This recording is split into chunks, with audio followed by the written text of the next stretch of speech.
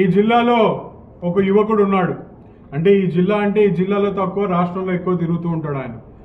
నిన్న కాక మొన్న ఆయన మిథున్ రెడ్డి గారిని అరెస్ట్ చేస్తే ఆయనను కలవడానికి వెళ్ళాడు. కలిసి బయటికి వచ్చి చాలా హాస్యాస్పదంగా మాట్లాడినాడు. అంటే చూసేటప్పుడు నవ్వాలనా ఏందో నాకు కూడా అర్థం కాలేదు. ఎట్లా మాట్లాడతాడంటే, మిథున్ రెడ్డి గారి ఇమేజ్ పెరిగినందుకు రేపు పొద్దున నారా లోకేష్ గారికి మిథున్ రెడ్డి అడ్డొస్తాడని చెప్పి మిథున్ రెడ్డి గారి మీద ఈరోజు అక్రమ కేసులు పెట్టామని చెప్పి నవ్వుతున్నారు.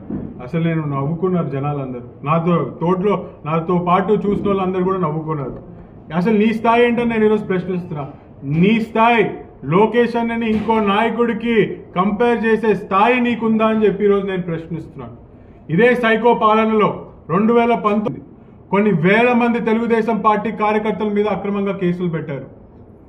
ఈ సోషల్ మీడియాలో ఒక పోస్ట్ పెట్టినందుకు ఆలగడ్డలోనే కొన్ని వందల మంది మీద కేసులు పెట్టినారు. ఈరోజు వాళ్ళ ఆస్తుల మీద పడి దోపిడీ చేస్తున్నారు. ఆయన పాదయాత్ర కదిలొస్తే అడుగు అడుగున ఈ రకంగా ఇబ్బంది పెట్టినారో ఈరోజు ఆ రోజు జనాలందరూ చూశారు. కొత్త జియోలు వచ్చినాయి. రాత్రికి జియోలు తీసుకొని వచ్చినారు. పాదయాత్ర జరగకుండా అడుగు అడుగున పోలీసు వాళ్ళు అడ్డుకుంటారు. కొన్ని పాదయాత్ర సమయంలోనే కొన్ని వేల మంది కార్యకర్తల మీద కేసులు. ఎన్ని కేసులు వేసినా, ఎన్ని రకాలుగా ఇబ్బందులు పెట్టినా, ఆ రోజు పాదయాత్ర ఆయన కదిలొచ్చాడు. మాలాంటి ఎంతో మంది కార్యకర్తల మీద కేసులు పడినా, ఆ రోజు ఇబ్బందులు పడిన ప్రతి ఒక్క తెలుగుదేశం పార్టీ కార్యకర్తకి ధైర్యం ఇచ్చే విధంగా ప్రతి అడుగు పాదయాత్ర సాగించాడు మీ సైకో పాలనలో. తన తండ్రిని వదిలేసి, బిడ్డని భార్యని వదిలేసి ఎన్ని ఇబ్బందులు పడ్డారో కల్లారా ప్రజలందరూ చూశారు. ఈరోజు ఆయన ఒక్కడు ఏకతాటిగా నిలిచినందుకు యావత్ తెలుగుదేశం పార్టీ కార్యకర్తలు ఎక్కడున్నా ఒకటే ఆయన కష్టాన్ని చూసి పనిచేశారు. అట్లాంటి నాయకుడితో ఇంకో నాయకుడిని పోల్చే అర్హత కూడా మీకు లేదని చెప్పి నేను తెలియజేస్తున్నాను. మరి ఈరోజు ఆంధ్రప్రదేశ్ ఒక స్టేట్, రైజింగ్ స్టేట్ ఆఫ్ ఇండియాగా ఉందంటే దానికి కారణం నారా లోకేష్ గారు. ఈరోజు మీరు స్నానం చేయకుండా డావోస్ పోయింటారేమో, చలి ఎక్కువ ఉందని డావోస్కి పోకుండా ఉండింటారేమో, కానీ లోకేష్ అన్న ఒక డావోస్కే కాదు, ఎక్కడ ఆపర్చునిటీ కనిపిస్తే అక్కడికి వెళ్ళి ఈరోజు ఆంధ్రప్రదేశ్ రాష్ట్రానికి పెట్టుబడులు తీసుకొని వచ్చిన ఘనత నారా లోకేష్ గారిది. మరి మొన్నటికి మొన్న మీరందరూ చూసుంటారు, నేపాల్లో మన తెలుగు జనాలు ఎంతో మంది ఇరుక్కొని ఉండినారు, ఇబ్బంది పడుతున్నారు. ఆయన సభని క్యాన్సిల్ చేసుకొని, స్పీచ్ని క్యాన్సిల్ చేసుకొని ఒక కమాండ్ సెంటర్లో కూర్చొని ఏ విధంగా ప్రతి ఒక్క తెలుగు వాడు మళ్ళీ మన రాష్ట్రానికి వచ్చేంత వరకు నిద్రపోకుండా ఫ్లైట్ లేసి మరి ఆయన మానిటర్ చేస్తూ ఈరోజు చూసుకున్న మనసున్న నాయకుడు నారా లోకేష్ గారు.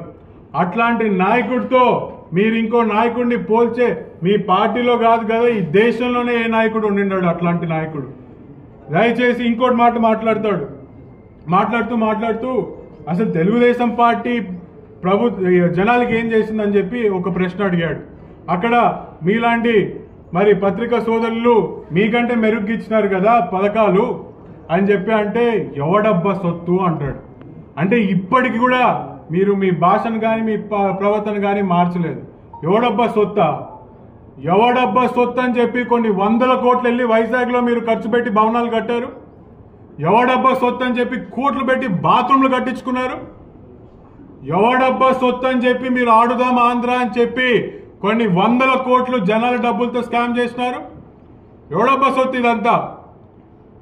100 కోట్ల స్కామ్, 100 కోట్లు మరి ఆడుదాం ఆంధ్రాకి ఆ రోజు బడ్జెట్ అలోకేట్ చేస్తే ఆ 100 కోట్లు కూడా సరిపోదని చెప్పి మళ్ళీ స్టేట్ ఫండ్స్లో చిల్లు పెట్టినారు. ఆడుదాం ఆంధ్రాలో ఏం జరిగింది? 100 రూపాయల బ్యాట్ ఉందనుకోండి, ఉదాహరణకి 400 రూపాయలు చూపిస్తారు.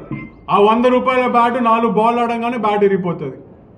ఆ బట్టలు ఒక్కసారి వేసుకుంటే ఇంకోసారి వేసుకునే పరిస్థితి లేదు. ఇవన్నిటికంటే పెద్ద జోక్ ఏంటంటే ఆడుదాం ఆంధ్ర అనే కాన్సెప్ట్ ఎందుకు వచ్చిందండి? చిన్న ఊర్లలో పల్లెలలో ఎవరైనా స్పోర్ట్స్లో బాగా ఎంకరేజ్ చేయాలని చెప్పి వాళ్ళని పైకి తీసుకొచ్చాలని చెప్పి ఆడుదాం ఆంధ్ర. కానీ జరిగింది ఏంటి? వైసీపీ కార్యకర్తలు వాళ్ళ పిల్లలు వాళ్ళ టీములు ఫామ్ చేసుకొని ఎందుకు ఇదే బైరెడ్డి సిద్ధార్థ్ రెడ్డి గారి ముచ్చుమరి గ్రామంలో ఈరోజు వేరే వాళ్ళ ఎవరో టీం గెలిచిందని కొట్లాట పెట్టుకొని వైసీపీ నాయకులకి కప్పు ఇప్పించుకున్నారు. ఇంకా మాత్రం సంబరానికి ఆడుదామా ఆంధ్ర ఎందుకు, ఇంత పెద్ద డ్రామా ఎందుకు? ఈరోజు అక్రమ కేసుల గురించి వీళ్ళు మాట్లాడుతున్నారు. అక్రమ కేసులు అంటే నోరు తెరిస్తే ఒక కేసు, బయటికి అడుగు పెడితే ఒక కేసు, ఓ ధర్నా చేస్తే 4 కేసులు. అదే అక్రమ కేసులు. అది మీ అదృష్టమో మా దురదృష్టమో తెలియదు, కానీ ఇప్పటికి కూడా మా నాయకులు మీ మీద దృష్టి పెట్టుకుని ఉన్నారు.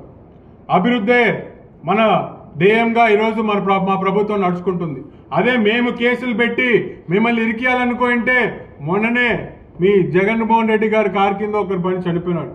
అది జాలదా మాకు మీ పైన కేసు పెట్టి లోపల వేయడానికి? మీరు బయటికి వచ్చి ఎవడబ్బా సొత్తు అనే మాట్లాడే చనువు కూడా మీకు ఉండేది కాదు, ఒకవేళ మేము కనుక మీలాగా ప్రవర్తించుంటే. దయచేసి ఇప్పుడైనా మీరు తెలుసుకోండి, జనాలకు ఉపయోగం వచ్చే సూచనలు ఇవ్వండి. ఖచ్చితంగా ఎన్డీఏ ప్రభుత్వం కానీ, లోకేష్ గారు కానీ, మేము కానీ దాన్ని పాటించి ముందరికెళ్తాం. జనాల్ని తప్పుదావ పట్టాలని చూస్తే మాత్రం దయచేసి మీరు గుర్తుపెట్టుకోండి, ఎవరు చూస్తూ ఊరుకోరు. మీరెంత దూరం మా ఇంటికి మీళ్ళు ఎంత దూరమో మీళ్ళు కూడా మాకు అంతే దూరం. మేము కూడా మీ భాష బట్టే మా భాష కూడా ఉంటుందని చెప్పి గుర్తుపెట్టుకోండి. ఇక్కడ చూస్తూ ఎవరు కూర్చోరు.